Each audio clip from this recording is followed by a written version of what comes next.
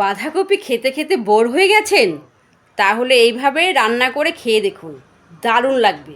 এটা ভাত, রুটি, লুচি সঙ্গে খেতে বেশ ভালো লাগে।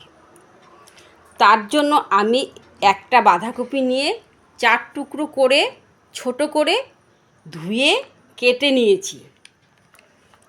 এবার একটা মিক্সিং জারে পেস্ট করে নেব। পেস্ট করা হয়ে গেছে। একটা ছাঁকনির সাহায্যে জলটা ঝরিয়ে নেব।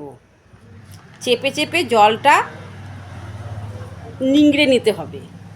জল বার করা হয়ে গেছে। এবার একটা বড় বাটিতে বাঁধাকপির পেস্ট দিয়ে দিলাম। তাতে নুন,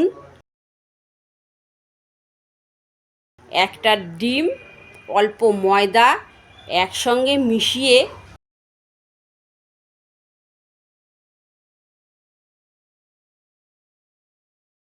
একটা থালায় তেল মাখিয়ে তাতে পেস্টটা দিয়ে দিব।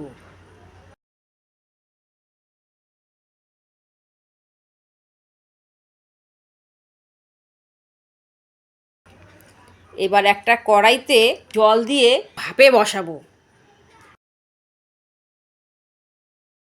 আর এক পাশে কড়াইতে তেল দিয়ে পেঁয়াজ, রসুন, আদা, লঙ্কা, অল্প বাদাম নেড়ে চেড়ে একসঙ্গে নুন দিয়ে ভেজে নেব।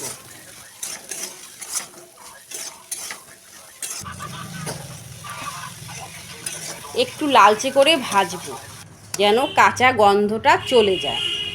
ভাজা হয়ে গেছে। এবার মিক্সিং জারে পেস্ট করে নেব। এখন ভাপানো বাঁধাকপির পেস্টটা দেখব হয়েছে নাকি। হ্যাঁ, হয়ে গেছে।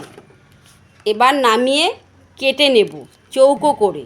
কাটা হয়ে গেছে, এবার তুলে নেব। কি তুলতে গিয়ে সব গেল ভেঙে যে, তাই আমি টিকিয়ার মতো করে গোল করে নিয়েছি। তাতে কোনো অসুবিধে নেই, খেতে একই লাগবে। এবার কড়াইতে তেল দিয়ে একে একে টিকিয়াগুলো ভেজে নেব। তোমরা আমার মতো তাড়াহুড়ো করতে যেও না। গরম অবস্থায় এটা যেন কেটো না, ঠান্ডা হয়ে গেলে কেটে নেবে, তাহলে ভাঙবে না। সবগুলো ভাজা হয়ে গেছে। এবার ওই তেলেই দিয়ে দেব সাদা জিরে, তেজপাতা আর মশলার পেস্টটা।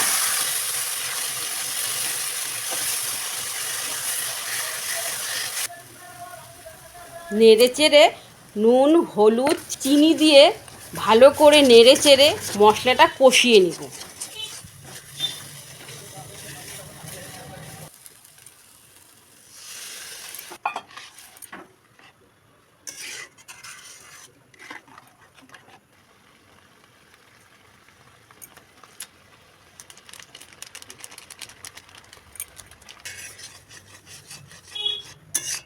এবার গরম জল দিয়ে টিকিয়াগুলো দিয়ে দেব।